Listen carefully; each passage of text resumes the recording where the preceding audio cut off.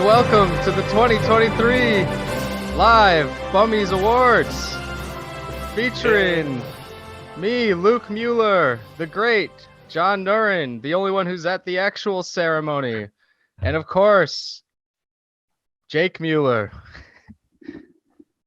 Yeah.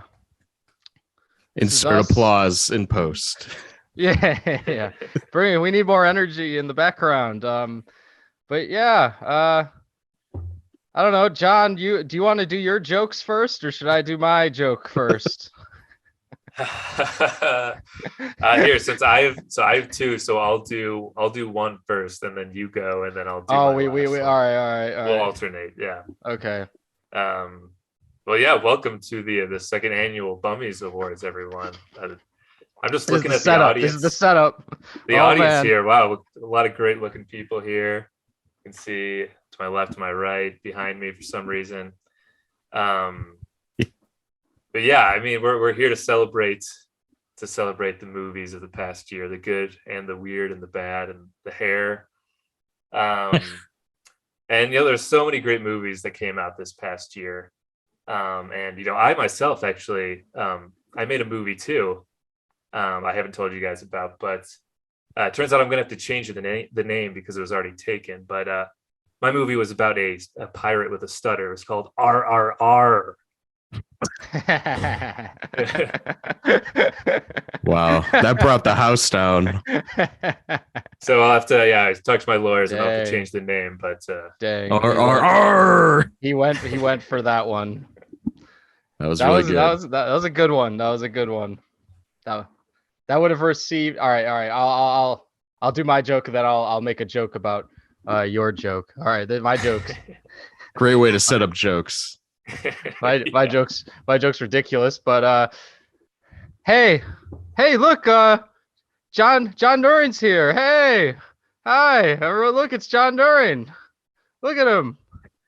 Hey, John, I have something to say since I know you're married. But keep your wife's name out your damn mouth.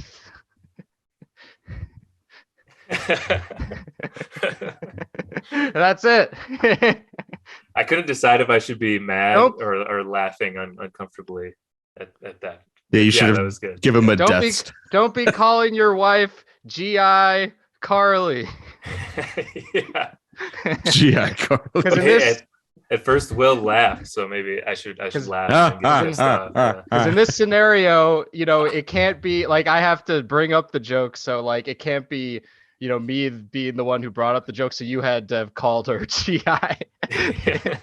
Pretend your wife is staring at you like a death stare. Because that's how it goes at home. That's how it goes at home. Like you run monologue jokes, and you're like, ooh, GI Carly, like at breakfast. It's just like, oh, shut the fuck up. This idiot. Yeah. And then I was gonna say your first joke, John. It was so good. It would have received a slap at the Oscars from Will Smith. So yeah, those are my jokes. High praise. Well, I'll end our little monologue here by saying I don't know if the Bummies will invite us to host again next year. But yeah, I'll end our little monologue with this. Not all the movies were great this year.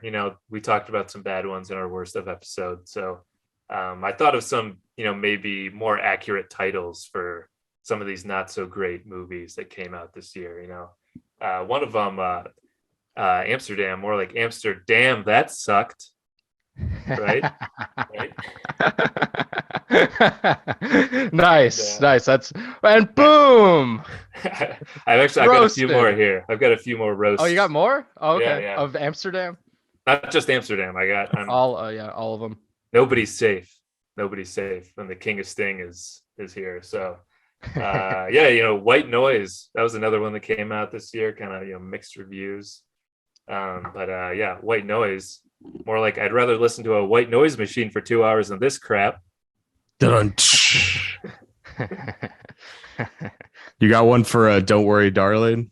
Oh, I do. Hang on, that's my closer. Yeah. All right. See how they run. More like see how they run away from the theater. Yikes. I know people who like that movie. But Yeah, there's- I haven't even seen it. we have it on like our most. I got okay it quite movie. like. I liked It it was a just little. a really thought- easy joke to make. It's a very so easy one. Yeah. Cut to Saoirse Ronan, like, oh, Yeah. you jokester. Yeah. Sam Rockwell would have thought it was funny, I bet, And okay, my last two. Morbius. I never saw it, but I think that's actually a pretty accurate title, Morbius. More BS with Jared Leto, right? Ooh, his cult's gonna come after you now. Yeah, let's hear it, Jared. All right. And finally, don't worry, darling. At least it's not a Jonah Hill therapy session. Ooh. All right. Hit it, Don't band. worry, darling. I will worry, darling. Yeah. You know what? I am worried. I'm worried at how bad this is. That's fantastic. I think it inspired me for next year. I think next year the monologue should be at least an hour long. Yeah. Well, and I will definitely come with more jokes because John showed us all up like usual. Also, before we get more into the awards, shout out to John for setting up the Cinebums website. Thank you, John. For anyone who's checked it out, it looks like fantastic, and it's all John's baby. So, yeah. Yeah, hopefully we'll have some more stuff up there soon. We had to get it out for the Bummies, but we don't have a ton of content on there, but there will be. So yeah, keep an eye out for that. Okay. Well, where are we starting, guys?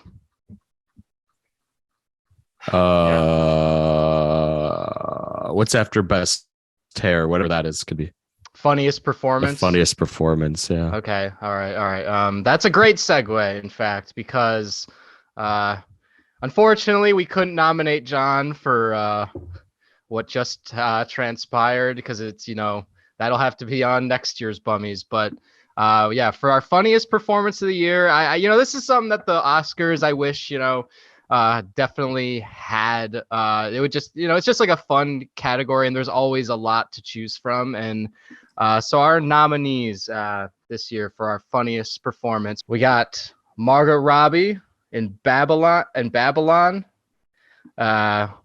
We always remember her driving coked out, stealing people's car after that initial party, just being brutally hilarious. Colin Farrell in The Batman. Talk about an amazing disappearing comedic performance with also a lot of grit and hard-nosed grit to it. We have Tom Hanks in Elvis, which I believe is one of the unintentional funniest performances, but it's definitely one of the funniest performances. Jamie Lee Curtis in Everything Everywhere All at Once. Just partly I think it's partly to do with just the meta nature of the film and the fact that she is there and playing such a key role as what is it, guys? Like the tax, not the like the IRS. The IRS person, yeah. Right. Yeah. And then Willem Dafoe in The Northman, which I believe is only like a scene or two, right? Couple scenes, Where, yeah. There's some fart jokes in there. But when he is there, he goes crazy. Yeah. So those are our nominees for the funniest performance of 2022. Seems like I guess 3 out of the 5 of them are unintentional comedic performances, which shows the landscape of comedy is pretty bad. That you have to like try to be intense. And that you had to nominate from 2 of the darkest movies, The Batman and The Northman. But Colin Farrell, it would be my personal vote for this one. I voted for Margot Robbie. As did I. Yeah. Yeah, I thought she was absolutely hilarious, and I do think that is like the one of these that is most trying to be a comedic slapstick from the like 30s or 40s type performance. Yeah, that's the purest comedy performance. It's probably going to win. I voted Colin mostly because it might propel him to win the actual Academy Award if he gets the Bummies clout, you know? And also, John, I don't know if you can do this. If you have this prepared, if you don't, fine. But if you have a chance, we do have a couple anonymous votes by some maybe slightly big time people from film history that voted in. So maybe if you could also read their votes if you have them up by chance. If not, also it's not worth it because these people might be imposters, but we don't know. So there's no way of knowing for sure, you know, but I know some of these people listen every now and then, so you know I wouldn't be surprised if they right. yeah. So just for fun, we could say what they thought of as we reveal who actually won, you know. Well, here I have one pulled up now. It's from Brendan Fraser, who actually unfortunately was not nominated for he got nothing. It's the one award show he didn't get anything for, but he decided to vote. That's just how humble and to vote in the Bummies, you know. What a humble man. What a humble, nice man he is. And it looks like he voted for Colin Farrell as well, Jake. So oh, yeah. Kindred spirits. Brendan might not have gotten a Bummie this year, but he knows what's going on. But, you know, that's a good segue because it's interesting that both Jake and Brendan and Luke and I voted for Margot Robbie and Colin Farrell, respectively, because this is our only tied category. Wow. And it's between Colin Farrell and Margot Robbie. Oh, so, wow. If for those of you who remember last year, we had a tie for Best Picture, I think, and that we pulled it out of a hat. I think it was The Worst Person in the World that won. But yeah, due to a last minute voting from Brendan Fraser, we have a deadlock. So sorry, I fucked that up. Was this like directly before the ceremony? Brendan like mailed in a ballot, or like he ran in with one. It was right before the and I also voted. Yeah. So Brendan voted for Colin Farrell, and then I voted for Margot Robbie. So I evened out the playing field of what was supposed to be a tiebreaker. Yeah, you made your vote like obsolete, basically. Yeah. Which is thanks that's a lot, great. Brendan Fraser. Yeah, way to go. Yeah, we should have just nominated him. He probably did that out of spite, you know. Yeah, he's just staying at home eating a 3 Giordano's pizzas on a scale of 20. Oh yeah, right. Domino's out of Giordano's. Yeah. I will pick the winner. I'll put my hands here so you can tell that I'm not just. Let's see your hands. There's no colluding here. Both of them are in here. Okay, I have it. The Bummie goes to Margot Robbie, Babylon. All right. Well deserved. Take that, Brendan Fraser. Yeah. I'm glad he didn't screw that up for us. That's what you get, Brendan. Right. Yeah, that's the funniest performance Bummie to start off. Congratulations to Margot. Yeah. Congrats. Margot, I think, was supposed to enter the Zoom on call, but she may not be available, unfortunately. Damn it. Yeah. But we'll see, if later on, we might hear from her later. Yeah.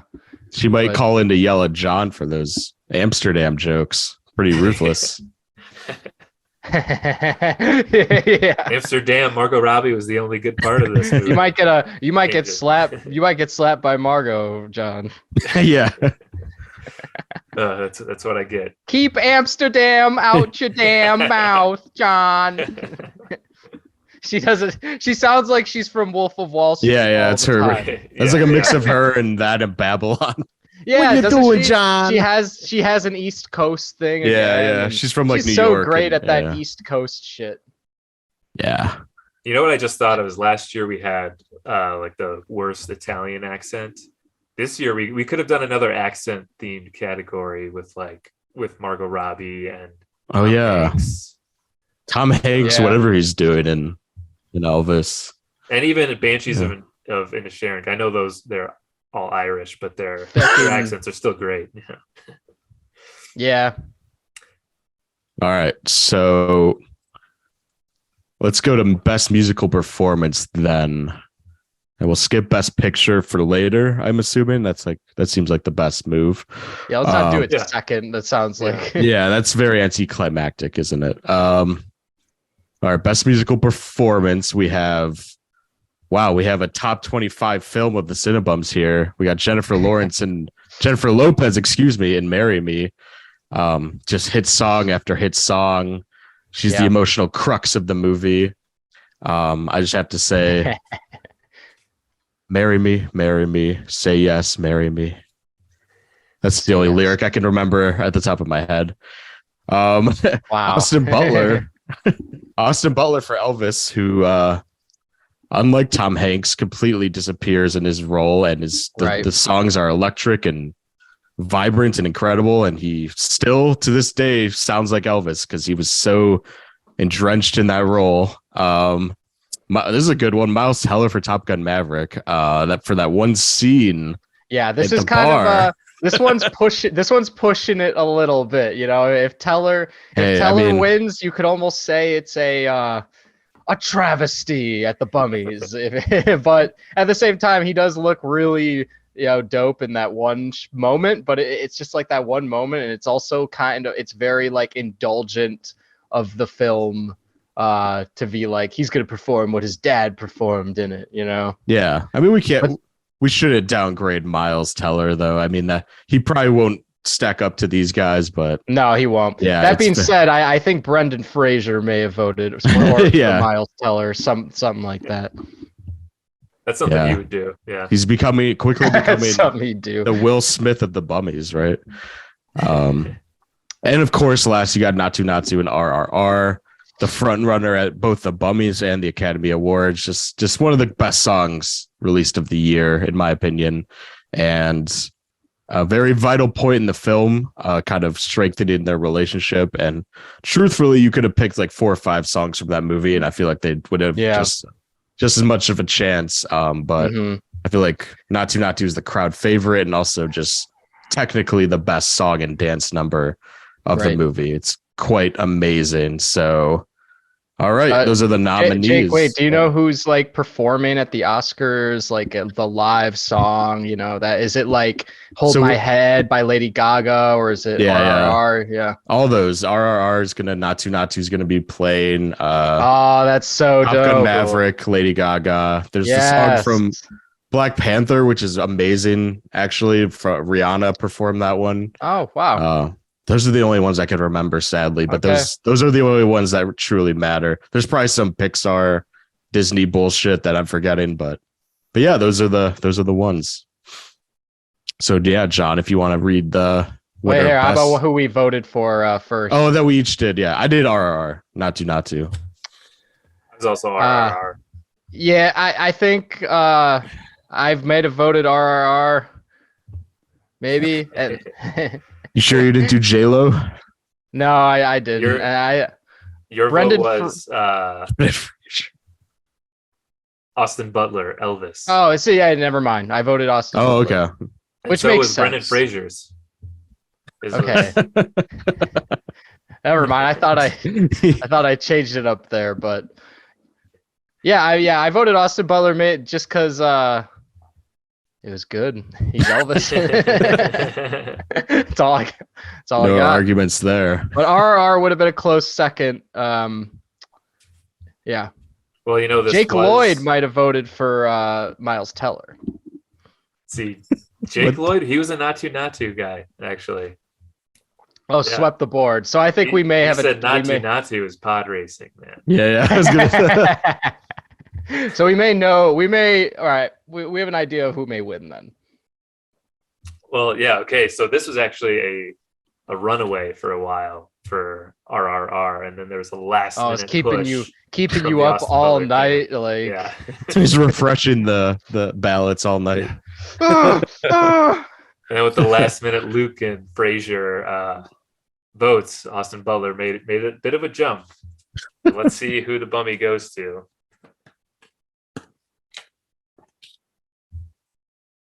Not to RRR. Yeah. Oh. Not to. Also, I bet Jake Lloyd voted for not to because they did film that RRR in Tatooine a little bit.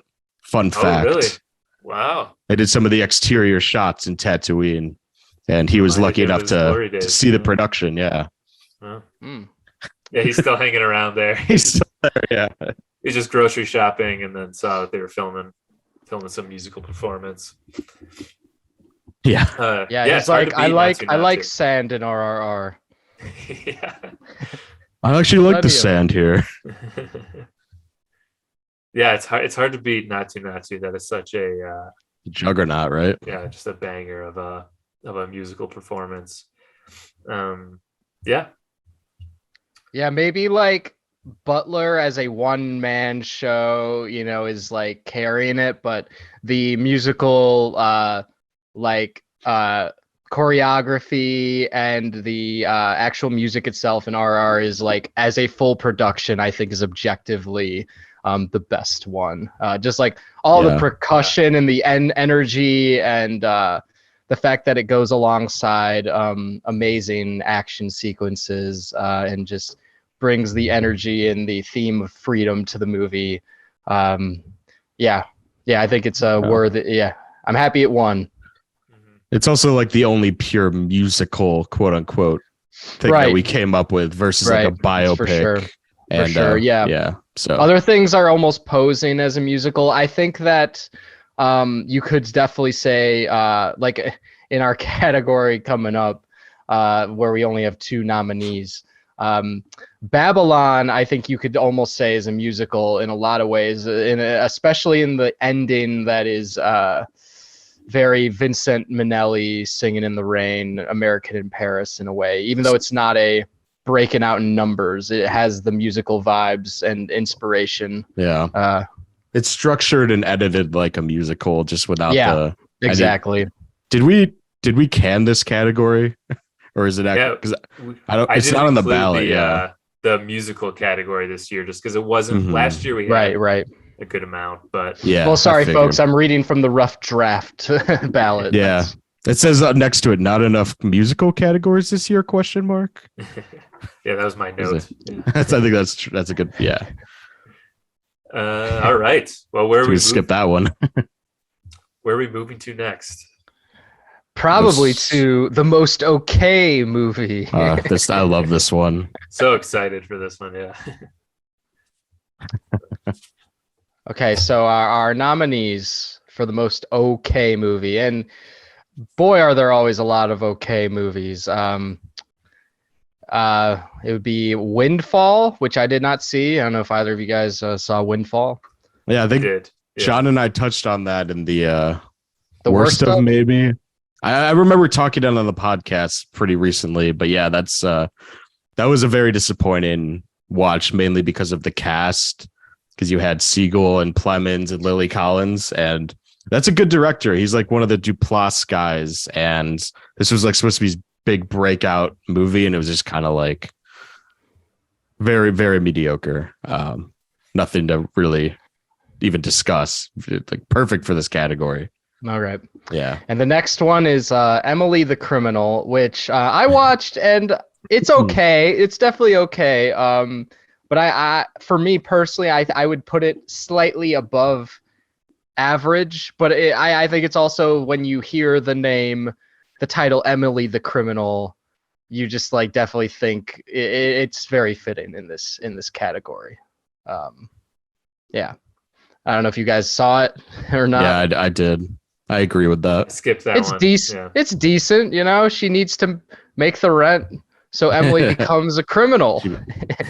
It's very relatable for the first half, and then the second half kind of spirals into some relatable. really just bad crime syndicate thing that just wasn't engaging anymore. Maybe but has a little Barry vibes to it at times. I don't know about you if you agree with that or not. a little, I guess. But that's also So but also Barry is not okay at all. yeah, Barry's like, Barry's phenomenal. great. So yeah. I see what All you're right. saying though. And then the third movie and the last is very, very mediocre. It's White Noise by Noah Baumbach, Adam Driver, Greta Gerwig, Don DeLillo adaptation. I think what's so funny about this film is that it is written from a very it's adapted off a very postmodernist, ambitious book that is very unique. And it is all these very artistic people together going for it. And when you're watching it, you're like, yeah, this is like just really okay. This is like, I'm very bored. The tone of this is not really reaching me. It's very monotone and just, it's like when satire is like not hitting totally. So you're just bored. I feel like a lot of it. And it's just a shame because, it's the people involved and you're like, damn, I want to like this so much more, but I just like, I don't, I'm falling asleep right now. Yeah. Yeah. You almost have to force yourself to try and like it more. Because there are like little moments that were little moments in it that I did like. I thought Adam Driver was pretty funny at some points, especially like in class. Right. And there's little moments that you can tell it's like made by a quality director with a quality cast, but it's just something is just not hitting about it. Yeah. There's like a scene with like giving lectures and like the camera is like kind of spinning around the lecture hall. And it's like towards the end of the movie, and when I'm watching, I'm like, oh, this thing's awesome. This thing hits, like, and it's like really absurd, but a lot of everything else is a sleeper. There's also a scene where the family is kind of just floating down a river in their car. And it's pretty great.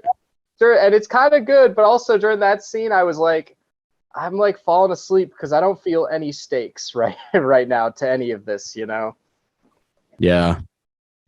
It's tough because Baumbach really was trying to branch out to a different genre and kind of heighten his budget a lot, but it just didn't work. And I think that's too tough of a book to adapt on your first like big, I guess, satire / genre movie. Like there's this stuff with when they're all running away from the spill is really good and well staged and well shot and everything, but it just kind of like meanders for a good 2 hours after that and doesn't really justify its length. But yeah, I it's not a bad movie to exist because it's DeLillo's a great author and it's cool that he tried to adapt it. So definitely fits in this category. Yeah, and I guess, so I voted for Windfall in this category. I did Emily the Criminal.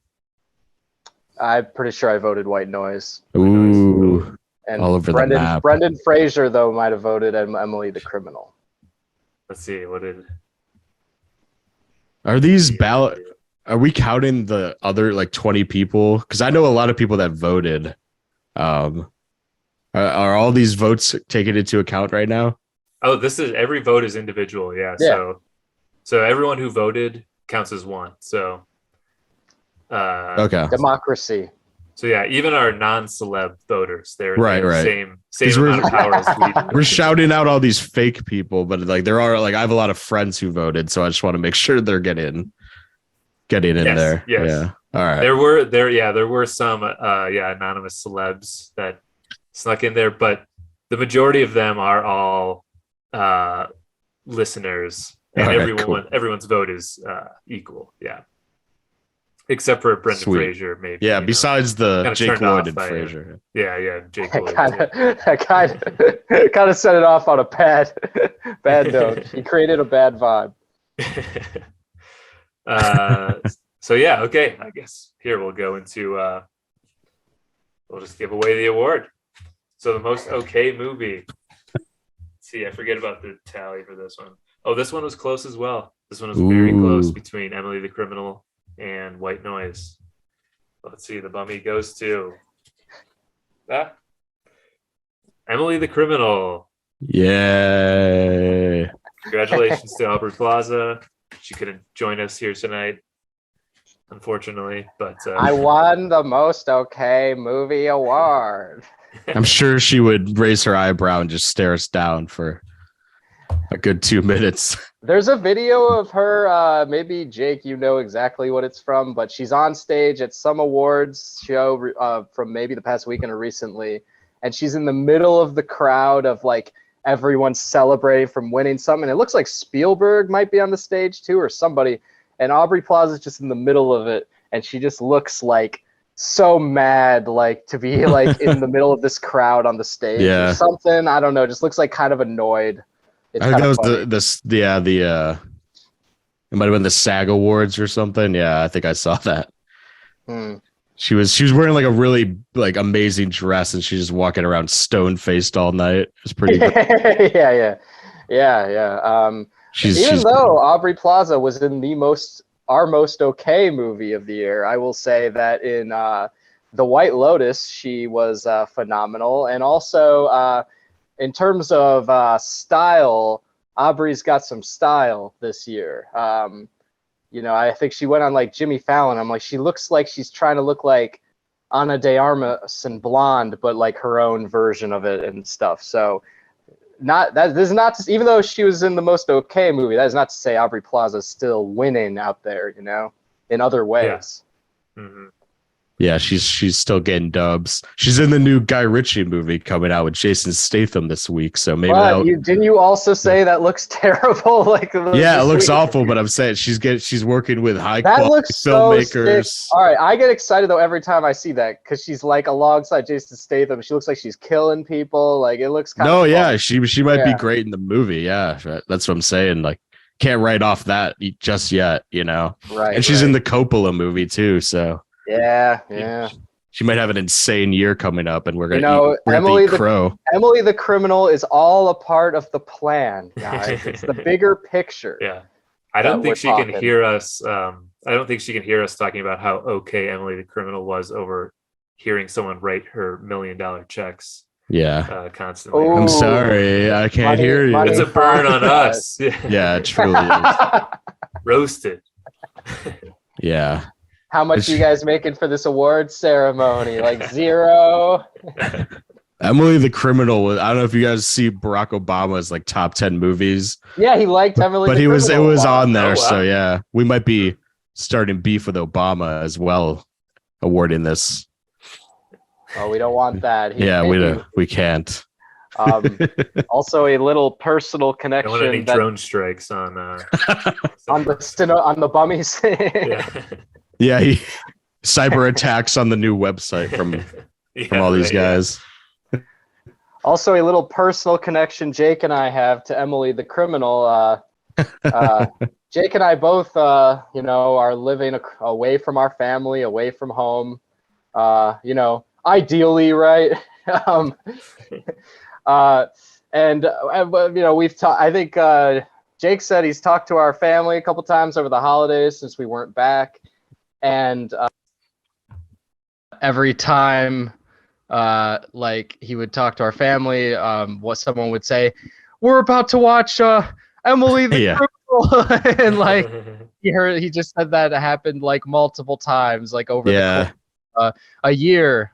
When your family recommends a movie, it was every movie they recommended last year was just Emily the Criminal about 6 or 7 times. And Jake said, he was like, "When are you guys going to watch Emily the Criminal already?"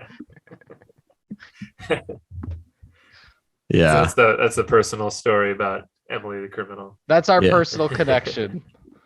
I'll remember that story far more than the movie itself, I think, for the rest of my life.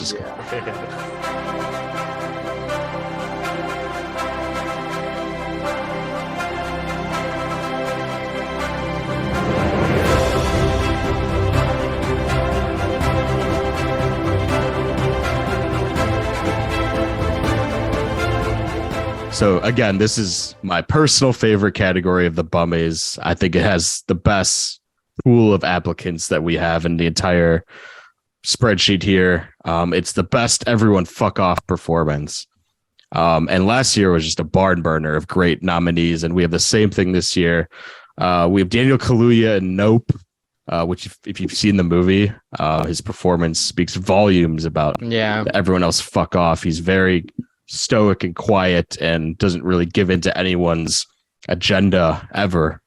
A great nominee. Jake Gyllenhaal in Ambulance. I mean, man, the energy, the high octane energy of everyone wanting everyone to fuck off, literally, because they're in the ambulance barreling down the streets. Right. And his whole facade is that he wants everyone to fuck off from their heist. It looks like he has another one coming up. I don't know if you guys saw with that UFC shit. Oh yeah, like, my God, is Jake Gyllenhaal jacked out of his mind? He's yoked as fuck. Yeah, they were filming like a real life fight. It looked like it was pretty cool. Tilda Swinton in 3,000 Years of Logging. This is kind of more of a somber everyone fuck off. It's more about alienation and anxiety. More of a serious pick for this one, but I love that performance as well. Mia Goth and Pearl. Which John talked a lot about that in his top 20 films, I remember. Her performance is very much egocentric and very self-serving about her just wanting to be a star and just get off this damn farm and, feed people to alligators, all that good stuff. But very, this performance could also be like the best loner performance too, because that's what a lot of these people are. Alexander Skarsgård for The Northman, kind of the same as like, I guess Jake Gyllenhaal in a way, where it's just he has a certain agenda that's the only thing that really characterizes him, and he kind of lets people fall by the wayside aside of him to get what he wants. And then, of course, revenge performance is the best everyone fuck off performance usually. Yeah, I mean, yeah, it definitely is. And then Michelle Yeoh and Everything Everywhere. Yeah, she's jaded. She's old. The existential best everyone fuck off performance. Yeah, very much like she doesn't want to give into the metaverse right away, but the whole world depends on it. And like the first half of the movie is kind of convincing her to go along and face her inner demons and stuff like that. So very internal, everyone fuck off performance. So yeah, my personal vote was actually Jake Gyllenhaal in Ambulance, because I wanted I don't know, the high energy, high octane, coked out performance, I guess, won me over for that one. So what about you guys for this one? I voted Skarsgård. Nice. Mine was Michelle Yeoh. Nice. And I'm sure there might be people who think that there should be more Everything Everywhere All at Once nominees in here. And I thought this one was a good one for Michelle Yeoh, especially she's getting so much traction right now, right, with awards season. But I voted for her. Stephanie Shu would have been a good one too. Her daughter is a really good fuck off performance. Yeah, that's true. And since we brought up some celebs that voted, I'll bring up a friend of the pod who's been on a few times, Brendan, not Fraser, the better Brendan, Brendan Bett, your cousin. Nice. Oh boy. Let's reveal some of his votes. He went with Mia Goth in Pearl. Ooh. That's a him vote, he's a horror man, like She wanted everyone to fuck off, man. She definitely wanted everyone to fuck off. Good pick, more than Brendan. Michelle More Yeoh so than did. everyone, Yeah, he was analyzing every pick. I guess more than Daniel Kaluuya as well. Well, that's you do have to get into that headspace, because I was like, I guess Kaluuya does want people to fuck off. Yeah. And Skarsgård really wanted everyone to fuck off. It's great thinking of him like raiding the village. That's like the perfect image for that category. Mm-hmm. Yeah, I think the ones that did that got the most votes in this category were the violent ones. That's true. And so I guess should I announce the winner of the best Yeah. Let's do it. Everyone fuck off performance. All right, the bummy goes to Mia Goth, Pearl. Ooh. Oh, that's surprising. That's good. I mean, Not she's one of gotten us voted for it. none I don't of us think Brendan voted. Fraser did, or well, Brendan Betty Jake Lloyd. has the traction, I guess. He banded people together. That's like so that's like a pure like the listeners and the people, won that one basically. Yeah, that was the vote of the people. Wow. Michelle Absolutely. Yeoh was close second. Mhm. And then Gyllenhaal. Nice. Yeah. This was a good category, like fairly even category, Wow. I'd say. But yeah, Mia Goth. Love it. People can beat the system, everybody. Yeah. If you band together. Pearl is definitely a crowd favorite, especially for Mia Goth. I think she's got a lot of support for her career moving forward, and especially with that movie. So very happy for Mia. Also, what is the violent performance winning have to say about our society? Yeah. I think that is I think we should end this category on that question, I guess. Tilda Swinton got 0 votes this year. I think that says a lot. That really does. Violence plagues us as a society. Yeah. You see, That's what people want. People want sex and violence and drugs, There's not enough Jesus in our as John categories. does a line over there while reading the categories. this is the hedonist category. Yeah. Yeah. This should just be the nihilist awards, apparently. The best sex category. Yeah. We gotta have like the best Paul Schrader category, just the most Oh, nihilistic like a movie. Fucking like the Woody Allen category. Oh God. All right. So next Oh boy. is biggest flex of the year. Which good one. I mean, very hard to vote for me personally, and I'm very intrigued with who's gonna win because there were a lot of flexes. Absolutely. So we got RRR. That's obvious. The Northman, obvious. You can say that for obvious. Top Gun, obvious. Avatar: The Way of Water is one of I think this is one of its only nominations, but also obvious. And also Avatar: The Way of Water, I don't think got a lot of Oscar nominations. I was looking last night, except Best Picture, I think. I got like technical stuff and Best Picture. Yeah. No Best Actor for Jake Sully, which is bullshit. And then we have Nope, which I think is also obvious, but I also think is like, because the other movies are flexing so hard, Nope is the least flexing one. I think that's fair. But Nope is a huge flex if there weren't all these bigger flexes going on. Yeah. I also forgot. Go ahead. Go ahead. Sorry. I was gonna say I'm shocked Babylon didn't make the list because that's Babylon's also fit. flex, but it's also probably maybe a lesser flex than these. I feel like it's on par with Nope in terms of flex, I guess I would say, but yeah, no, go ahead. Sorry.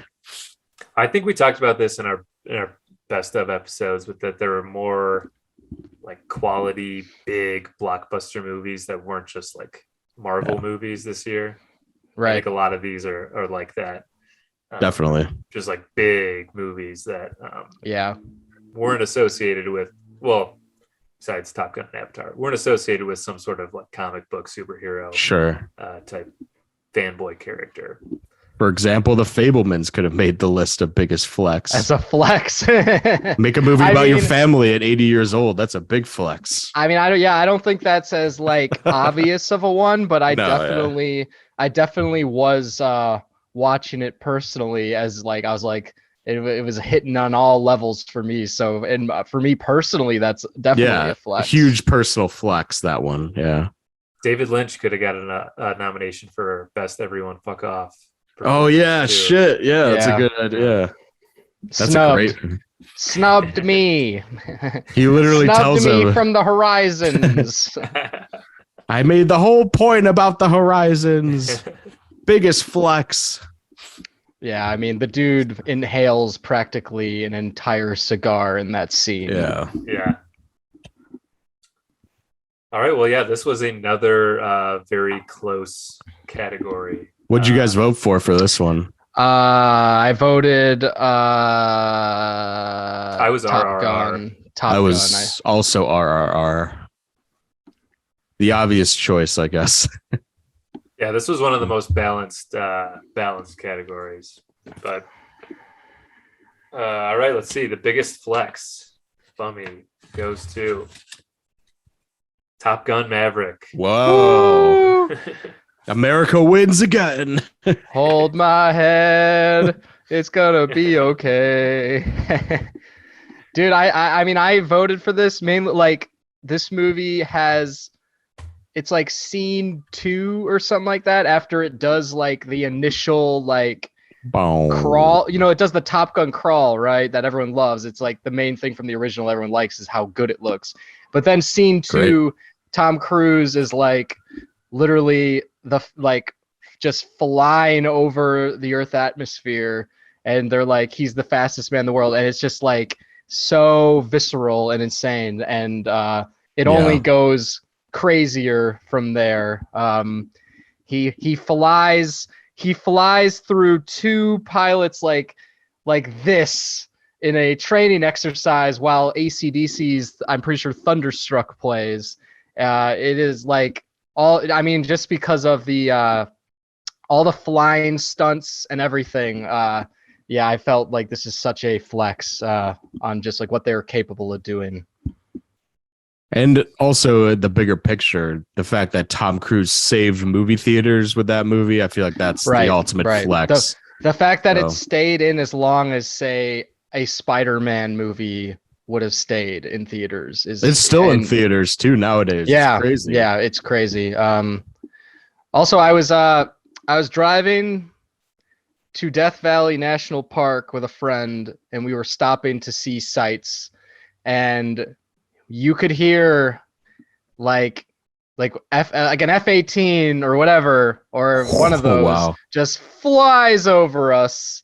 And I'm like, this is fucking crazy. And because it's so quiet out there and you're just in the middle of these like canyons and stuff, you could just hear like it in the air that planes were like practicing around, that we were in like Top Gun type territory, possibly training for some big mission where Top Gun 3. Tom Cruise has to save Miles Teller, Yeah, it could have been Cruise up there just doing it practice. You never know. Yeah, but it was crazy when one just very low to the ground flew over us. I was like, this is nuts. And dangerous. How dare you? I was gonna say that's like insane. Yeah. That's like in Chicago. Remember they did the air shows? Yeah. And you would hear that all weekend. It sounded so like you were loud. Sounded like you could be airstriked at any second. You're like, right. Jesus I did Christ. not. People like take weekends to sit out and by the lake and watch that. I remember I had like bronchitis that weekend, and I'm just laying there. My apartment wasn't very well insulated, so I could hear everything. It felt like it was all right there, and I was like, this needs to end. Everyone needs to fuck off. Like. That's true. But nevertheless, Top Gun Maverick is great, even though I don't really like the Air Force in real life as much as I do in this movie. Yeah, well-deserved Flex Award. Absolutely. And I'm sorry, what did you guys vote for again? RRR? Yeah. All right. Was that? I'm sure that was a close second, right? I don't know if you tallied the. Yeah. Do you have any like tallies on what came up close? Yeah. So RRR was just behind by 3 votes, and then The Northman and Nope were tied for third behind that. Wow. Yeah, this is a good competitive category. Wasn't no love for Cameron though, like that makes sense. Those whales didn't get nothing. Yeah, there's one measly vote for Avatar. The whale would have been so good for everyone. Fuck off performance. Damn it. Thinking of all this shit now. That category is so big though. It's hard to narrow it down anyway. Mm-hmm. All right, so let's go on to greatest location / set pieces. which is kind of in conjunction for best production design, I guess you could say, at the Oscars, even though I think our categories are far superior to their production Hey, design. Jake, how about can I read this one? Because I haven't seen any movie from the next category. Oh, yeah, sure. Go ahead. It makes more sense for you to read. Yeah, I was going to say T movie. Yeah, I'll do that one. Yeah, like because you're more of a T movie guy. I'm more of a set piece guy. Not really, but like I just haven't seen any of the. I haven't seen any of the T movies. Wow, you're trying to flex on me with your your set piece knowledge. Why don't you fuck off, man? You don't know anything about. And let me read the set pieces. And John's like, you guys are both like okay movies. Yeah, I mean, like, yeah, it makes me sound like a douche. I'm more of no, go ahead. Yeah, you don't know any locations, man. You couldn't name one location. Name one location for 2022. Name one. All right.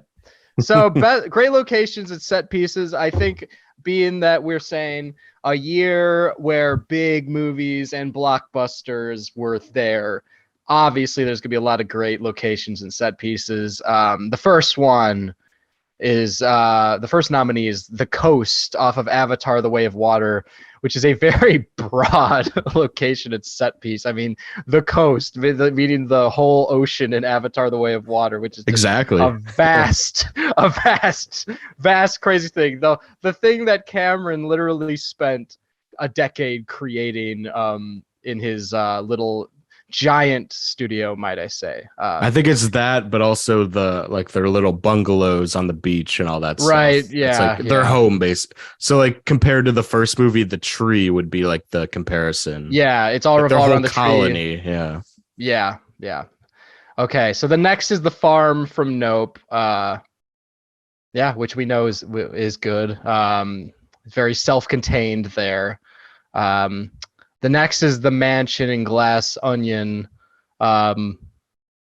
which is just like a huge island with all like I don't know. It kind of when it introduces it to you at the beginning of the film, it's kind of like revealing where certain like conflict later is and reveals later are going to happen. You know what I mean? It's like almost like a layout for the plot, for the mystery, the game. Like the location in that type of movie is as important as the plot and the mystery to me.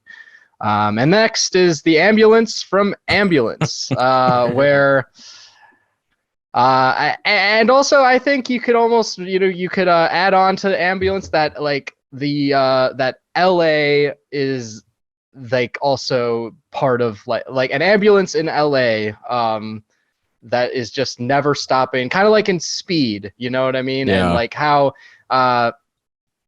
something like this based in LA with helicopters flying over it constantly and seeing it just drive around the same roads with like that skyline in the background and the fact that it's Michael Bay. An ambulance in California. All right. Yeah, those are the nominees. I voted for ambulance for this one. Because it's in the title of the movie. So I don't remember what I voted for. I think I was between the Glass Onion and Nope. Glass Onions is hard to beat that one. Glass Onion. Luke, you were Nope, The Farm. All right. Even playing field. Yeah. Once again, Avatar getting shut out though. Yeah. And this one was kind of a runaway. I'd say the second place one was close, but the winner handily won. The location set piece bummy goes to The Farm. Nope. All right. That's good. That's nice. Well deserved. A close second was Glass Onion. And then Ambulance was third. Yeah. Again, Avatar came in last in its category. But poor James. Yeah. What a waste of time for him. I also thought I didn't want to include, multiple from Nope, but whatever Stephen Yoon's like little Western Yeah. worlds, whatever was called, that would have been a Like good little, it's like a little attraction-based Western thing that he one, too. does. Little Western It's carnival. really good. Yeah. Yeah, and it was like adds a lot to the mystique of Nope. Definitely. John, would you like to split this next category with me? Because I know you added a lot of films here, and we kind of came up with this one together. So do you want to do like the first three? I'll do the last two. Yeah, perfect. Yeah, so this was last year we called this best gentle movie, this category, and this year we had already just been talking naturally about like tea movies this year. So we changed it to best herbal tea category for this year. And that was kind of stemming from our best of episode when Jake was describing After Yang, which is a perfect herbal tea, green tea movie.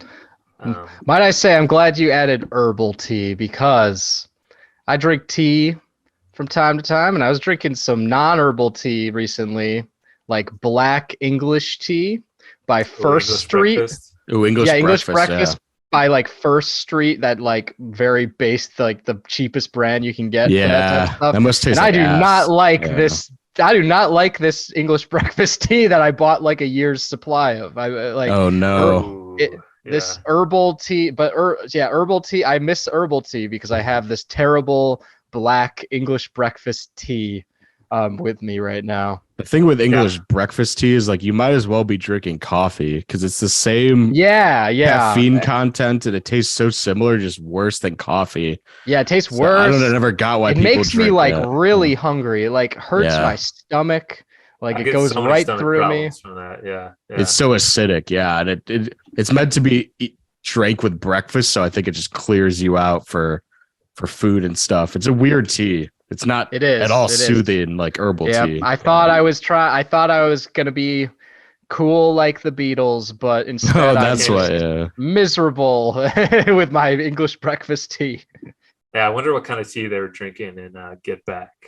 Well, I'm sure it wasn't the First Street brand. I'm sure it was like the way it should be done, Yeah, English breakfast tea is like if you make a pot of coffee but only use like half the coffee grounds that you do. Yeah, it's so weird. That's kind of what it tastes like.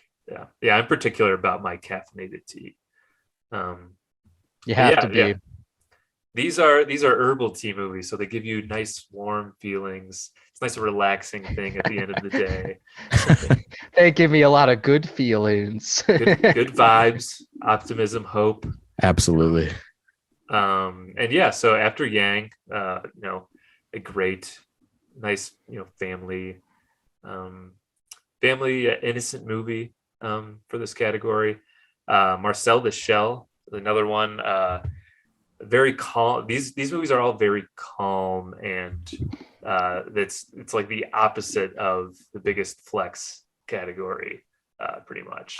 And especially Marcel the Shell too. It's like a very small, contained movie because the characters are all little tiny shells or other objects. Then this next one that I'll describe is The Novelist's film, which was the first Hong Sang-soo movie that I'd ever seen.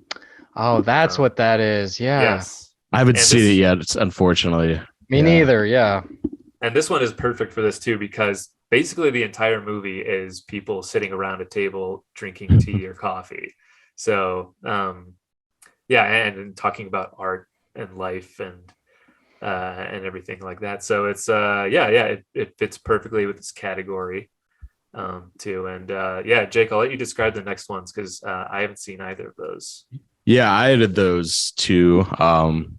So Catherine Called Birdie is directed by Lena Dunham, and it's an adaptation of a young adult novel. It's starring that girl who plays Ellie from The Last of Us, and she's really good in it. But the movie is basically just a very calming coming of age story set in medieval times. Not as zen as these other three movies you described, but it's a very low conflict film. and a really just breezy watch. So I feel like I had to include it on there, and a very, very colorful and vibrant movie. And A Love Song is one of the most underrated movies of the year, I would say.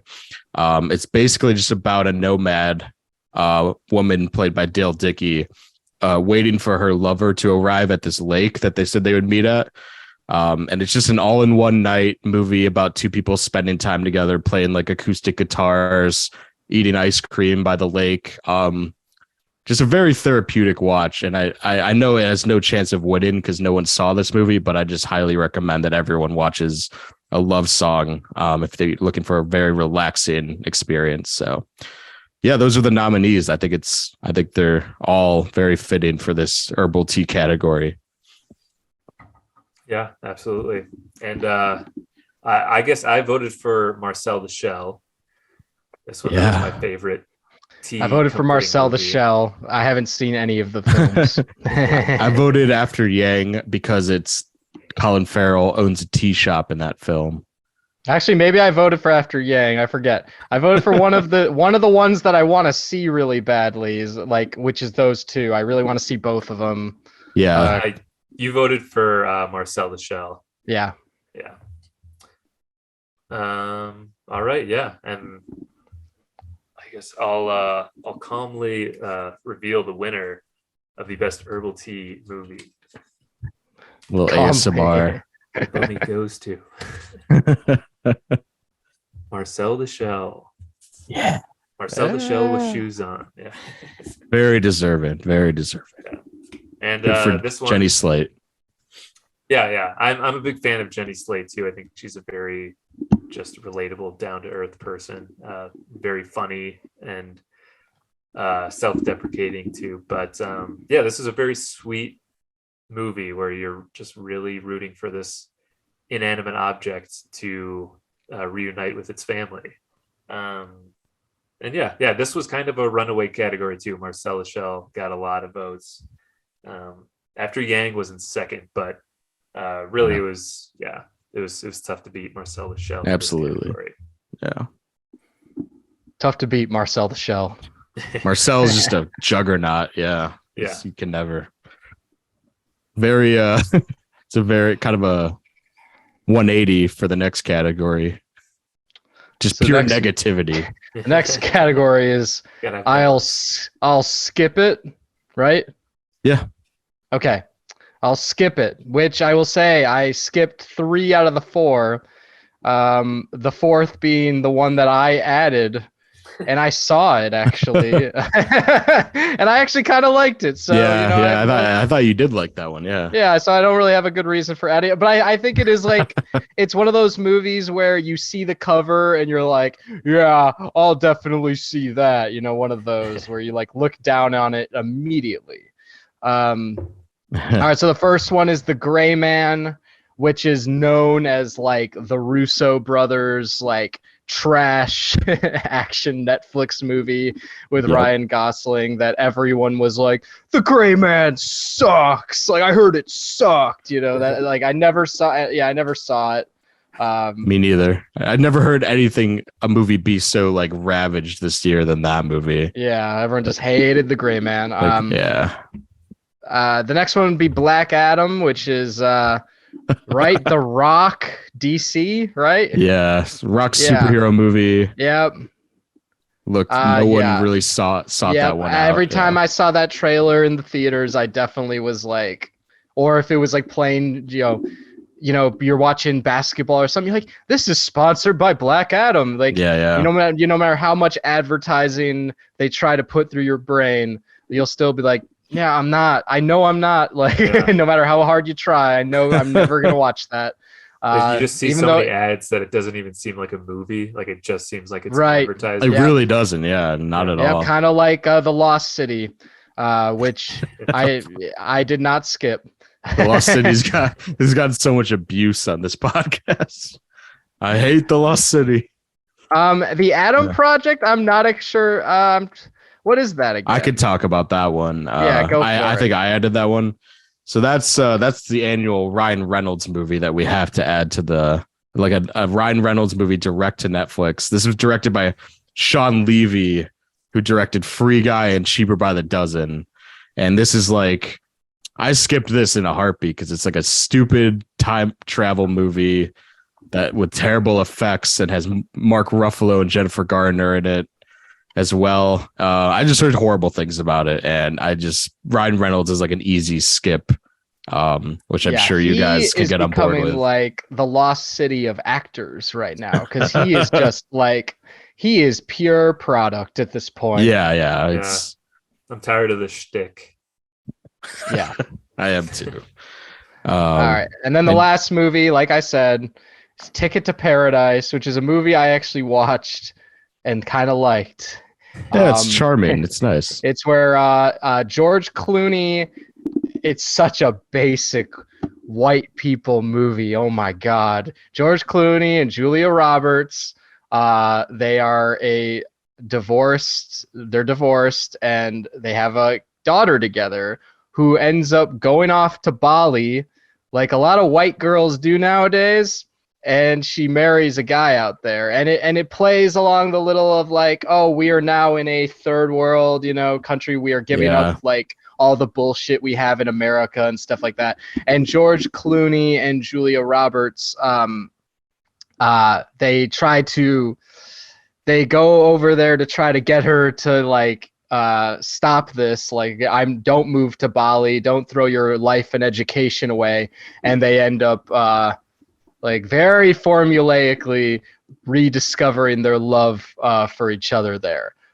Spoiler for the audience. Wow. Yeah. Well, it's obvious. It's obvious. It, man.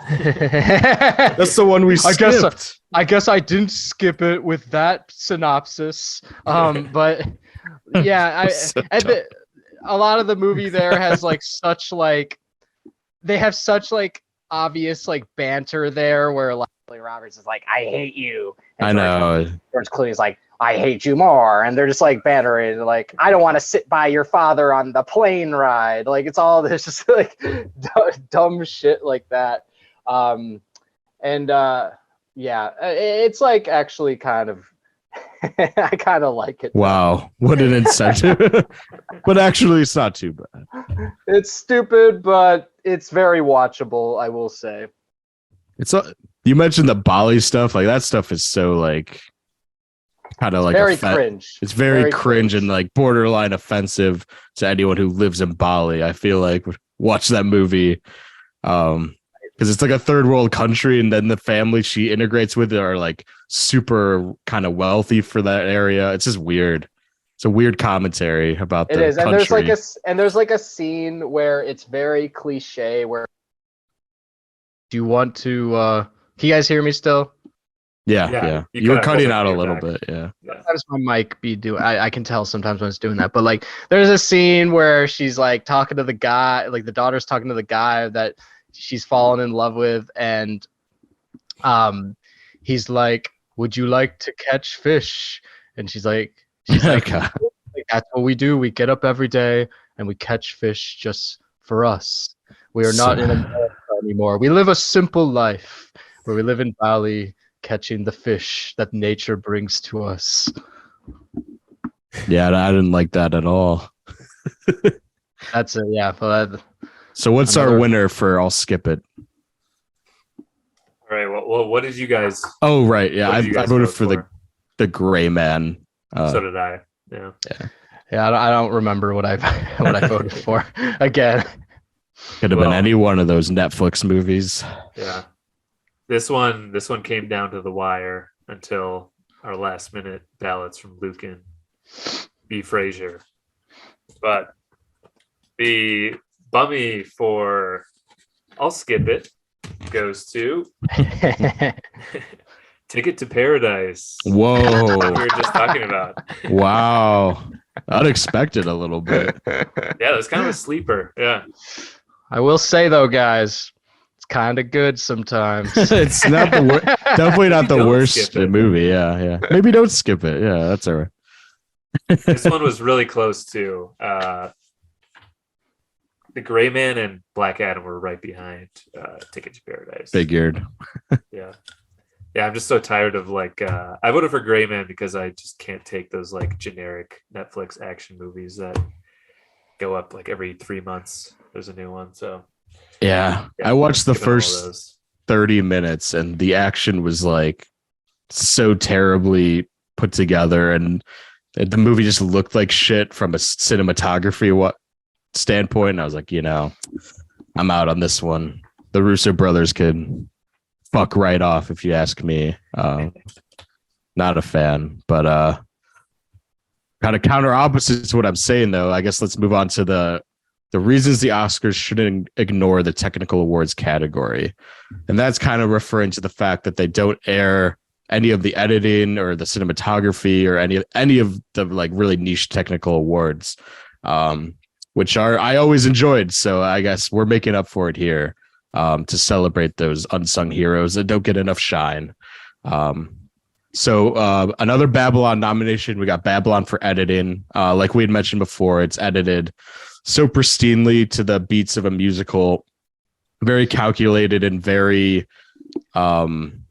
in conjunction with the music in that movie, which is also incredible by Justin Horowitz, and the pace of that movie, the coked out feeling reminiscent of like the editing of a Scorsese movie or Boogie Nights and stuff like that. So it had to throw that in there.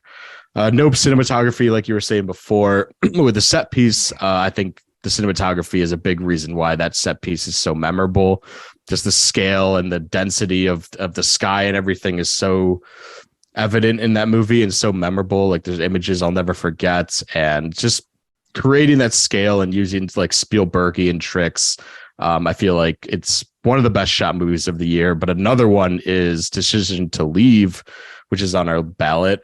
John, you could chime in too, because I know you love that movie as well. That movie is just digital cinematography to the absolute maximum, and like the shots of the nature, but also the city are just so glossy and beautiful, and kind of highlights the love story really, really well. Park Chan-wook is obviously just has an incredible eye.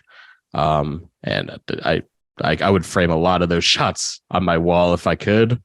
The Northman long take action sequences, which is like a choreography nomination there. And if you've seen the film, it's very brooding. It's not very as much dynamic of action sequences. It's not very fast paced. It's very slow paced action sequences.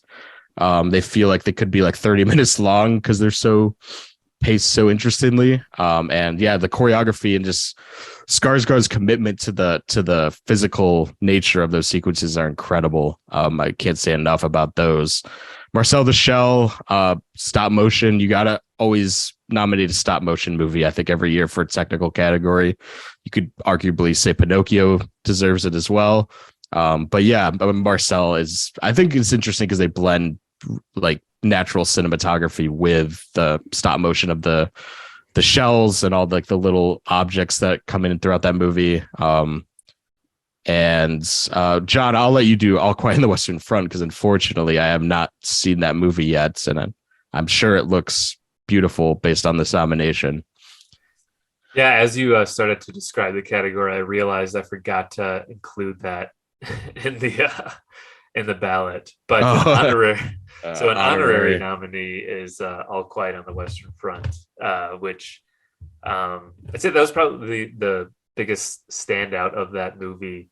Was the cinematography and how it, when they're in the trenches, because obviously if it's a World War I movie, it's going to be, I don't know, in the trenches. The trenches it's going to be in the trenches. It's trench warfare. Trench warfare is a know part this. of World War I. Like in Wonder Woman, right?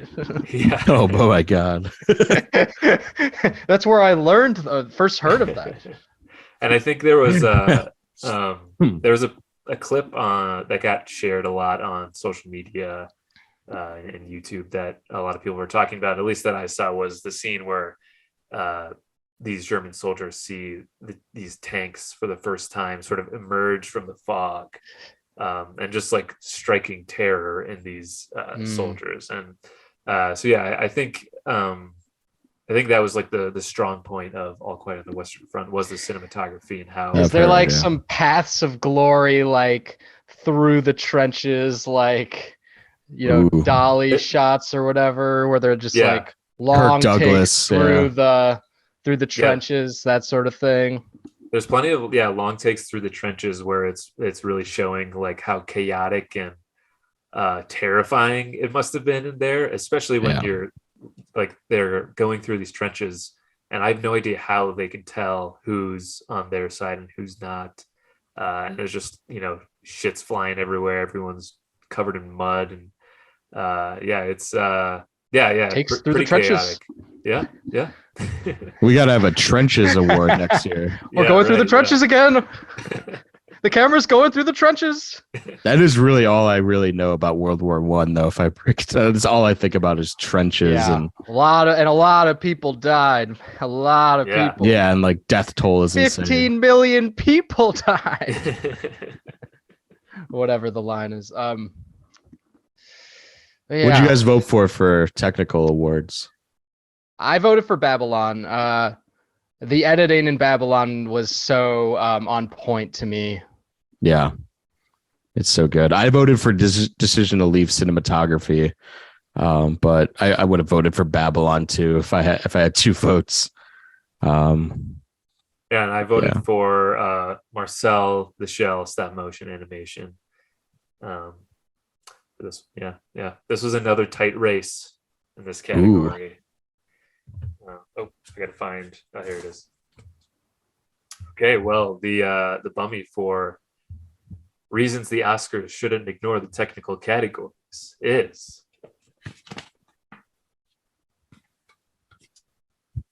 decision to leave cinematography. Oh, that's cool. I like that. Yeah, that's very awesome. worthy winner. That edged out Marcel the Shell by 1 vote. Wow. Babylon was behind that by 1 vote. Nice. So this was a close race. That's cool. All of our choices made it to the top 3. That's awesome. Yeah. Okay. Our next category is the weirdest movie. And it is a little fitting that I am reading it. Because 2 of those movies were in your top 25, weren't they? Yeah. You guys are saying I have weird taste. You have weird taste. Yeah. Weird guy here. You guys fuck off. I think actually like there could have been a lot more nominees for this because there was a lot of them, man. There's a lot of weird movies. But anyways, our 3 is number 1, Marry Me. The reason why it made my top 25 is because it is like the weirdest movie in my opinion. One of the weirdest movies in recent memory to come out. All right, and the next one is Deep Water, where Ben Affleck and Ana de Armas have a very, very toxic relationship.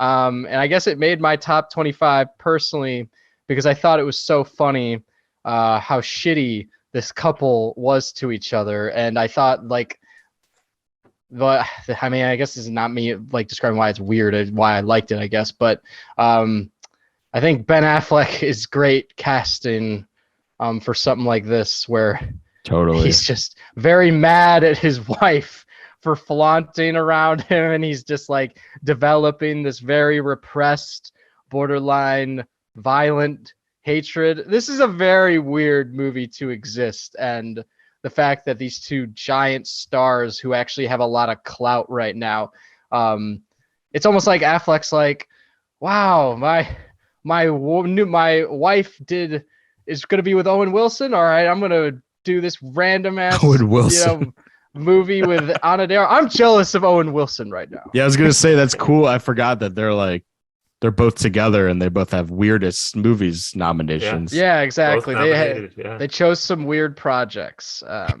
He beat up Owen Wilson in the pool, just like in Deep Water. Yeah. Deep Water I feel like is like one of those where it's like not talked about a lot, even though it's like the plot of it is so crazy. Yeah, I agree. Okay. And then the final movie I did not see. It's Men. Oh yeah, that was Alex Garland's latest movie. If you've seen it, you'll know why it's the weirdest. Because the third act gets very body horror-esque and very disgusting. And yeah, and it's a crazy sci-fi horror movie to get a pretty substantial budget and some really good actors in it. So also a movie I don't think is getting talked about enough for how fucking crazy it is. So Yeah, because I guess like in a way, like Deep Water and Men or something like that, and I'd probably Marry Me are also on everyone's I'll skip it list, So They would that be, tends yeah. to conflict with what ends up being to everyone the weirdest movie, I guess. yeah. I voted for. I actually don't remember. I think I voted for Marry Me. I think I did Deep Water, but I could have. All of these could have been my vote, honestly. Yeah, yours was Deep Water, Jake. Okay. I voted for Marry Me. But it's also part of the reason I did enjoy Marry Me was because of how weird it was. Yeah, me too. Yeah, it's very cringe. It's very cringe, Yes. which tends to make me laugh, which is also why I like it a lot. Owen Wilson could have been funniest performance too. I think he definitely could have been in that category. Yeah. Yeah. And I'll say this too, I guess Tommy Holland, but as we know him as Tommy, he voted in this category too. Tommy Holland. And he said Men. That was his pick for weirdest movie. Typical Tommy. Yeah. A bit weird. That's what he said about it. It was a bit weird. Okay, yeah. Let's see. This was not really a close one here, but I'll reveal the winner for weirdest movie. The Bummy goes to Men. All right. Oh, wow. I think you guys would Weird. agree if you watch it If we had eventually. seen it. Yeah, it is. I've seen Men. Oh, you saw it it's too? weird. Okay. Yeah. It's I would say pretty- it's definitely weirder than Marry Me, which I voted for, but I felt compelled to vote for Marry Me in this one. But Yeah, no. Yeah. That's the Bummies choice, I feel like. mhm. Yeah, absolutely. John, do you want to do the AMC stubs? I feel like I have to do the Spiderhead Award. Yeah, the Spider. I like that category. I think you should. do Okay. that one. So the AMC Stubbs Award, aka I'm glad I didn't spend real money, but it was still okay. Great category. And the nominees are the first one is Bullet Train, which I did just watch in preparation for the Bummies. And Looked like you did Man. not Yeah. like it at all. I'm really glad I didn't spend real money on this because I remember checking the time, how much time was left at one point in this, and there was 55 minutes left, and I have never felt less inclined to live than when I Oh, realized that there was still 55 minutes left. Wow. John's just like better Stop. just end it right now. Yeah. Wow. Which that's really harsh, and I think I was just in a crabby mood for some reason. Yeah, I was also a little dark. at the same time I was putting together some of the Bummies stuff. A lot of stress going watching. on. Yeah, so I was trying to focus on that while also watching this, and I was just like, and then I just hear Brad Pitt say that line where it's like, when you point fingers, there's 3 more pointing back at you, and I was just like, God, make it stop. Another bullet. Thomas the Tank Engine reference. Oh yeah, Thomas the Tank Engine. Yeah, give me a bullet train to the head right now. That's what I. Sorry, no, that was too dark. I don't want to go that That's far. that's But, good. But it was still okay, right? But yeah, it was still okay. Yeah, but I think this is a good one for this category because I think the general consensus is that this was just like an okay thing. But it's made by David Leitch. I think that's how you pronounce it. Who's done the Deadpool movies with our boy Ryan Reynolds, who also shows up in this, which was kind of an eye roll moment when he shows up. This is another one too. It's got Brad Pitt. What's the guy from Widows? What's his name? Brian Tyree Henry. Yes, Brian Tyree Henry. Him and Aaron Taylor, the future James Bond. Oh, yeah, that's right. Yeah. Yeah. Was Ryan Reynolds the guy who wanted like a hand job on the train? That's Channing Tatum. Oh, Yeah. yeah. Channing Tatum. That's right. Yeah, he shows up. I thought that was funny. That was a great scene. Yeah.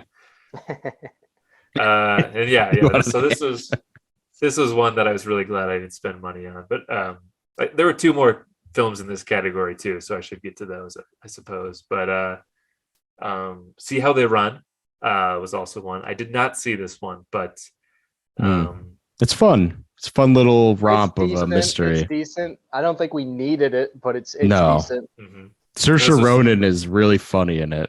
That's why that's kind of what it made it for me. Okay.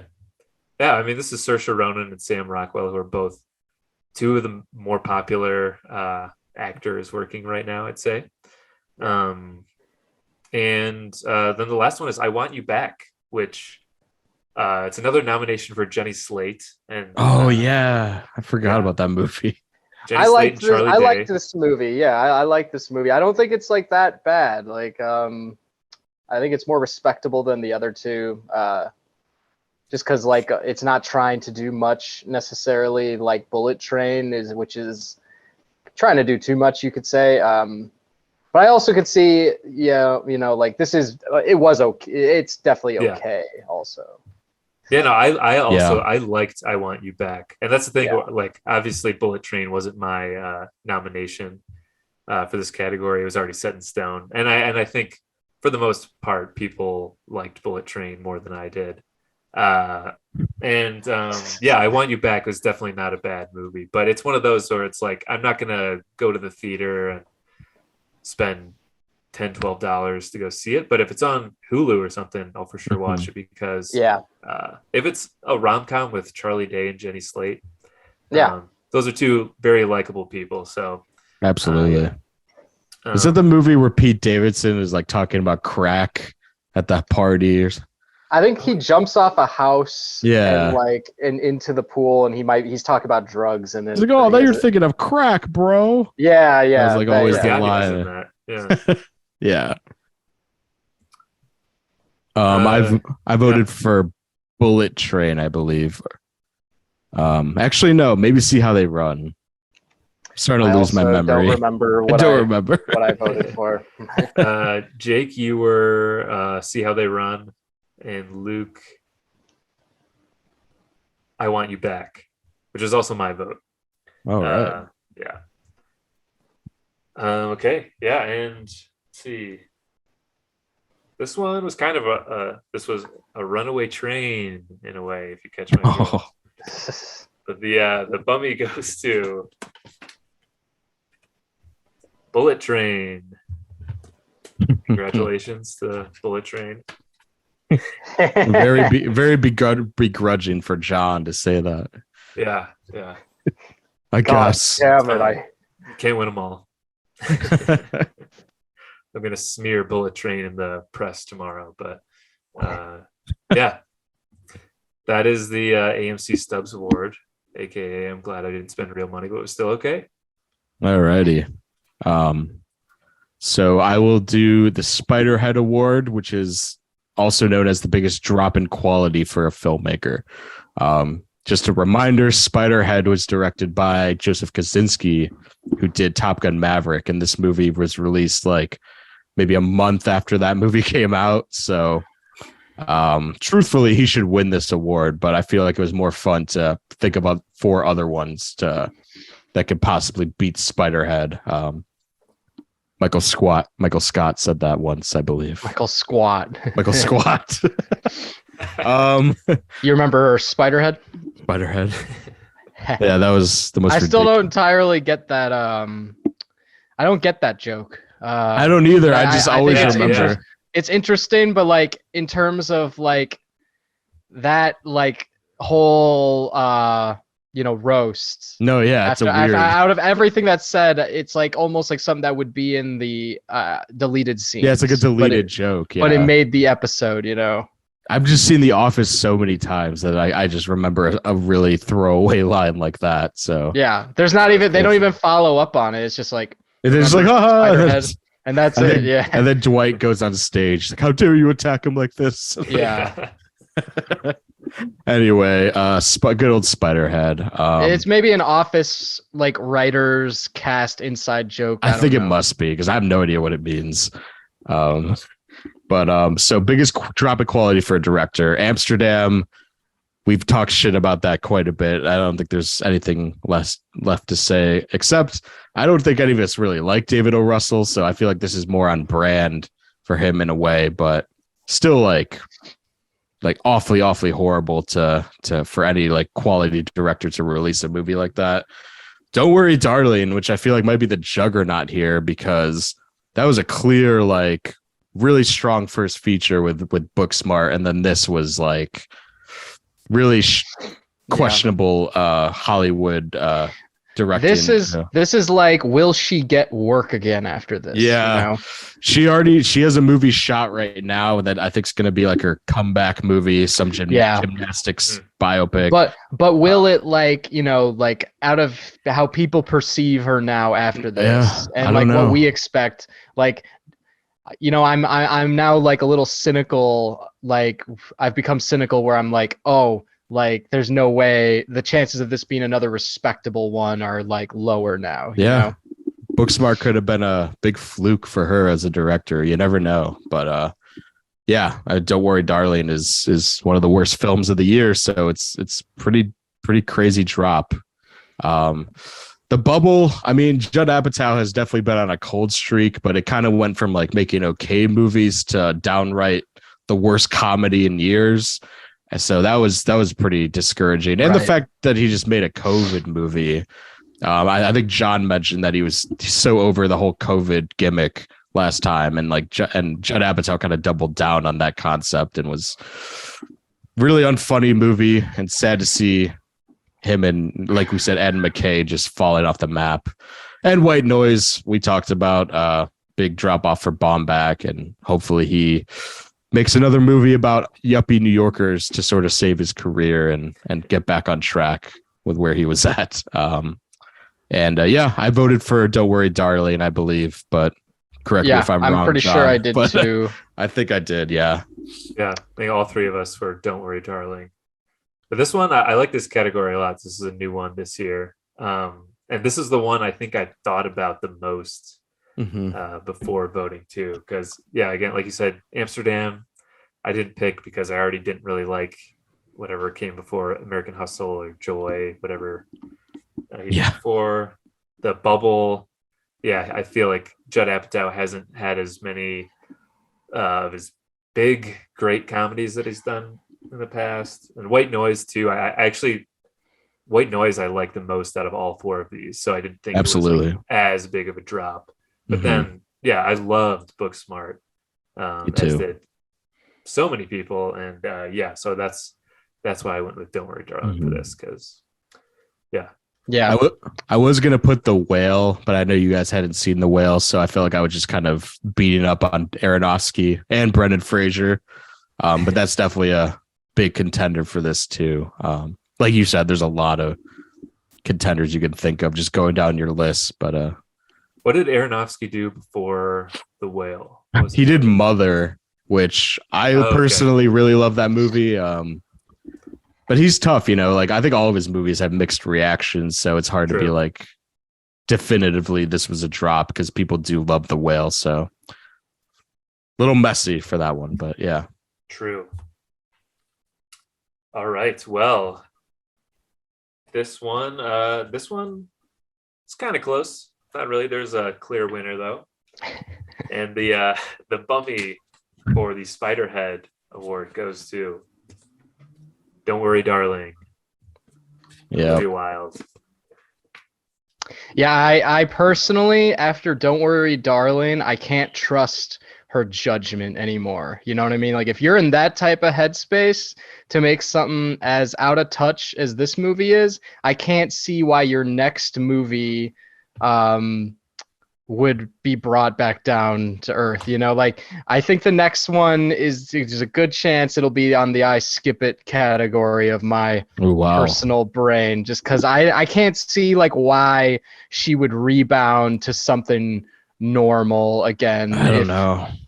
Yeah, that's tough. I think I don't want to give her the benefit of the doubt, but that movie had like production hell issues in the first place. But also the script is extremely questionable to begin with. And to see something in herself. that script is the main thing, I think. I think she got a little too overly ambitious because of the clout she got from Booksmart too was a big thing, and she kind of wanted to make a big sci-fi thing. But I wish the best for Olivia too. It's like I've never seen The Twilight Zone, so this script seems pretty good. I've never heard of The Twilight Zone. What is Black Mirror? It's just But yeah, we have best hair and best picture to go. All right. I'm honored to read off the Cinebums best picture category. All right. Our nominees for best picture this year. After Sun, which I haven't seen. That was me. But lovely film. I hope it has a chance. And then RRR, John's pirate movie. Yeah, that's good. Starring Jack Sparrow. Yes, Jack Sparrow's back. Or John Sparrow. John Sparrow. He goes by John this time, yeah. And then the Banshees of Inisherin. Nope. Top Gun Maverick. Good movies. Yeah, these are good movies. I think there definitely could have been more in here, and I'm sure some voters were disappointed, but I think these were all, except for After Sun, because like Luke said, neither of us have seen it yet, but these are all sort of easily in our top 10 and maybe even top 5. And I think there were some that maybe we each had in our one of us had in our top 10, but not everyone had as high up. Like Everything Everywhere All at Once was in my top 10, but I don't think it was as high for you guys. Right. Yeah, that was kind of like Tar for me. I was going to put Tar, but I know you guys had it a little further down. So yeah. So I think that's the reasoning for these nominees. But I think these are all quality nominees. Yeah. I agree. Yeah. Cool. What was your guys' best picture? I voted for Banshees. Ooh. So did I, and that wasn't my number one on my best of. No, list, I wanted to switch it up, because I don't want to give Top Gun everything, I wanted. That's Banshees. That's his first nomination of anything, right? On this whole Bummies episode, which is pretty insane. Yeah, it is. Yeah, I thought about adding a nomination for funniest performance for Brendan Gleeson and Colin Farrell. Yeah. Barry Keoghan could have gotten they got snubbed like crazy by not in that category. Yeah. Oh I realized Brendan Gleeson is like the definitive everyone fuck off performance, and I forgot to put that in. Yeah. Like we put Tom Hanks over them, and the couple scenes Willem Dafoe has. Yeah. I feel like it got so many Oscar nominees. I feel like we were kind of maybe trying to differentiate a little bit, pick some more outside the box noms, but it's I voted After Sun, by the way. Yeah. After Sun. Yep. Oh, that's my worst person in the world this year, where no one else saw it, but it's my vote. Well, this is a big deal. I'm excited to reveal the winner, because this one we almost had 2 years in a row where we had a tiebreaker. But at the last minute, there was votes that swung this one direction. So the Bummy for Cinebums Best Picture goes to La La Land. No, it's Banshees of Inisherin. All right. Yeah. I think what you mean by the final swing there in the votes is I think I definitely voted last minute. I think Brendan Fraser put his vote in kind of last minute as well. What did he vote for? So probably the Banshees of Inisherin. He did, yes. Brendan Fraser and Luke both voted Banshees of Inisherin, which which pushed that over the edge. It's corrupt. Yeah. Do I even that? I mean, some could say that there should be a recount. Stop the steal. Stop the steal. Right. They're gonna storm the Bummies capital. Yeah. Brendan John's Fraser house. brought this upon us. Yeah. Yeah. Brendan Fraser's gonna come with some pizzas in hand and attack John's house. Horns on his head. The shaman of yeah. But I don't know if this will hurt to hear, Jake, but losing by 1 vote was After Sun. Wow. Wow. I'm just happy it made it that far. Yeah, this was a That's two cool. movie race here. It was only between Banshees of Inisherin and After Sun, pretty much. That's cool to know. Yeah. So that shows a lot of listeners were in line with you on After Sun. But they're also in line with us and Brendan Fraser on Banshees. Brendan Fraser. They're also on our side. So your fake celebrities were Brendan Fraser and Jake Lloyd. Was there any other ones? That's it. Wasn't Tom Holland? too? I think Jake Lloyd might have. I didn't do Tom Holland. Oh, Tommy wow. Holland. I could have sworn that was you. Yeah. So No. So That's why I brought I him did up. not know what you guys were talking about when you brought up Tom Holland. I think Oh, I might wow. know who that is. I think it's someone I know who knows I don't like Tom Holland. Some Yeah. jokester out there. I think it might be I- my roommate. I think Jake Lloyd also voted for Banshees. This is corrupt as fuck. I think Let's Jake see. Lloyd's more of an After Sun fan, if I were to guess, but it's okay. Yeah, because Jake Lloyd, Jake Lloyd lives with 2 sons, on Tatooine. Jake That's Lloyd great. went with Banshees of Inisherin as well. Yep. Yeah. Irish. I like Irish. I'm happy for Banshees that it Yeah. won. Yeah, it's deserving. And since I think John should do best hair since he is the big haircut guy of the group right now. Because you are he's no longer Big Yeah. Tuna. He is now Big Haircut. I am now big Call you haircuts. Big haircut now.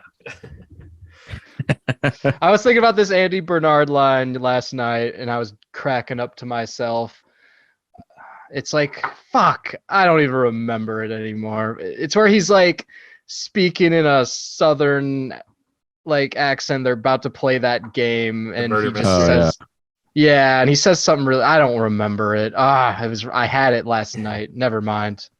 You know what I actually saw the other day was the part from Benihana Christmas where Andy and Michael are singing "Your Body Is a Wonderland."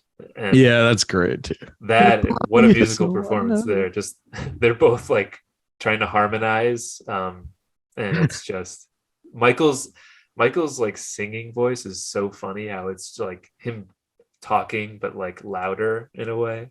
Like, your body Yeah. is a wonderland. Like he's not So Your wasted. body is a wonderland.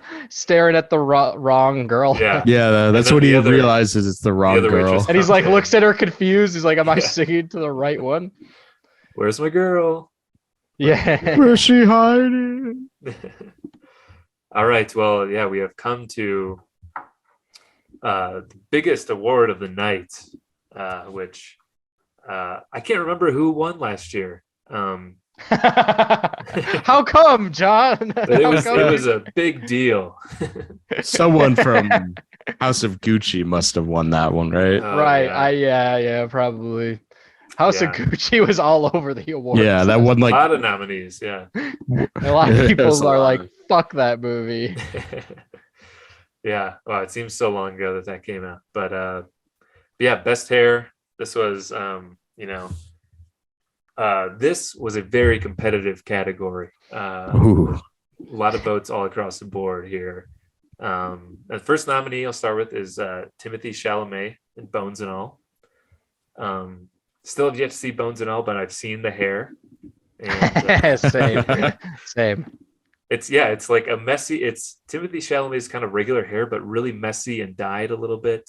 Dyed He's- red, yeah. Dyed red. Yeah, he has great hair in general, just as a guy. Not just as a character in this movie. So As a yeah, man, he's a as great as head a of man. hair. Yeah. He can do what he wants. Yeah. And then next is Zoe Kravitz in Kimmy, who has the blue hair. Ooh. Sort of an Blue- interesting haircut. The gamer hair. Yeah, she looks like I was Yes. gonna say it's like red Twitch versus streamer. blue hair. Yeah. Wow. Twitch streamer girl. She has good hair in the haircuts. Batman too. She does. Yeah. Yeah. That's Very true. dynamic hair, Zoe Kravitz. She's like the female Tom Cruise of hair. She could do Yeah. it all. Swiss Army knife hair. Yeah. The next is Austin Butler, Elvis. Elvis hair. Yeah. He had good Elvis hair. Elvis had great hair. He pulled it off. The next is Ram Charan Ooh. from RRR, Great head of hair. who he had kind of a good, like, distinguished. It was like a simple, it wasn't kind of dyed or crazy like some of these other ones, but it was like just a beautiful head of hair. Mhm. And he had the facial hair to go with it too. Even at some point had that great mustache. I think this was a very strong hair performance from him.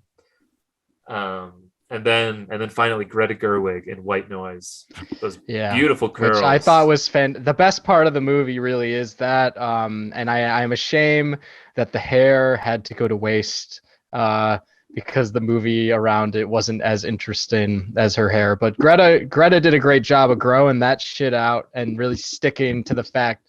I think like Babette's hair, I think, is supposed to be a character in the film in a way, like how I don't know, to represent something about her character, like how uptight and OCD she is in a way. Yeah, Don Cheadle says the line at the grocery store. She has magnificent hair. Yeah. Something. Yeah, Greta Gerwig's hair did a lot of the heavy lifting in White Noise, but this was a very strong category. Great hair this year. I personally voted for Ram Charan. I think I'm pronouncing his name correctly, but if you didn't notice by how much I was kind of drooling when I was talking about his hair performance, all over that man's it's hard to keep facial my hair. composure. But that was my vote. I voted for Kravitz. I think I think Brendan Fraser voted for Greta. Love Greta. He was a Greta. Yeah, he was Greta. Yeah. Did I do Timothy? Let's see, Jake, you were Greta Gerwig. Ooh, Greta, okay. Yeah. And like I said, this is a very competitive category. Came down to the wire, but there's one that won by a couple of votes. So everybody strap in. This is the Bummy for best hair. And it goes to Timothy Chalamet. Wow. Gotta say that one did surprise me. Wow, that is shocking. Yeah. Yeah. I think maybe the most well-beloved movie besides RRR, maybe that's what did it. I can see the movie heightening the hair. The hair is great though. Nothing against the red hair. He's the punk. listeners have spoken about their hair, and even our celebrity sleeper cells couldn't take down Timothy Chalamet in this category. Yeah. Congrats to Timmy. The best. He won the Ultimate Award this year. I try to remember who won last year because that'd be good to keep track. The best hair. Yeah, I'm gonna pull up the nominees from last year and see. Your body is a wonderland. Okay, yeah. Okay. I'm gonna try and pull this up on my screen so you guys can see it too.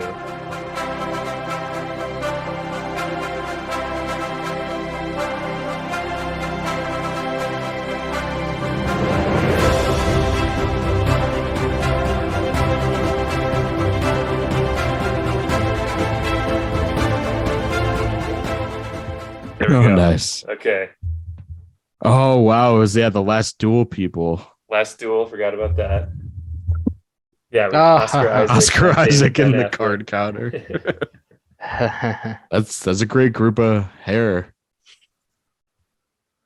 Okay, I think in our doc here we have last year's results. Must have been Ben. Oh, it was Ben Affleck swept the category. He swept it. That's Handily funny. won. Yeah. Maybe he'll win this year for the Air Jordan movie. You'll never know. Yeah. So congrats to Timothée Chalamet. We had Timothée Chalamet, Ben Affleck. It'll always be a competitive category. Best hair. Absolutely. Yeah.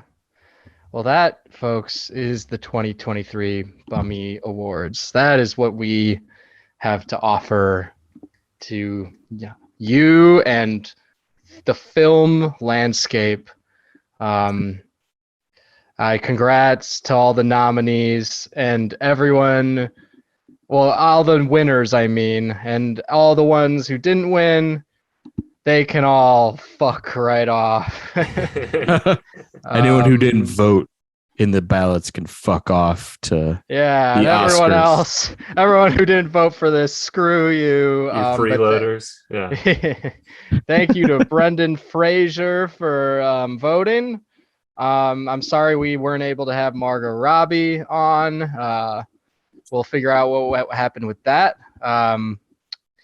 We got to start clearing out the auditorium right now because we only rented it out till 12:30. Yeah. So there's a T-ball league awards going on after this, so we have to. Yeah, and those kids rented out way more time. They have way more time. They're way more wealthy than us. Yeah. And then thanks to everyone who voted. Your vote did matter, although we talked a lot about Brendan Fraser's ballot, but your vote was just as equal as his and ours. Excited for next year's Bummies too. Ready to scout the hair in 2023 movies. Ooh. I don't know, and I guess in future content coming out, we're gonna have eventually our Steve Jobs versus Jobs episode coming out soon. And Jake, what do you have coming out soon? I have a good amount. I have that production design episode that I promised a while ago. That should be out around the same time as this episode comes out, so look out for that. And I'm doing that series with Carlos, and we're going to be talking about the best films of each decade, which is going to go on for a long time. So definitely look out for those. Should be coming out within the next few months. We got a lot of stuff on deck right now. Yeah, a lot of great episodes in the works. So keep a lookout for that. This concludes our 2022 movie episodes, right? Yeah, for sure. Yeah, we are moving on. Fresh start. Onward. Feels nice to stop talking about those movies. Yes. Move on with our lives.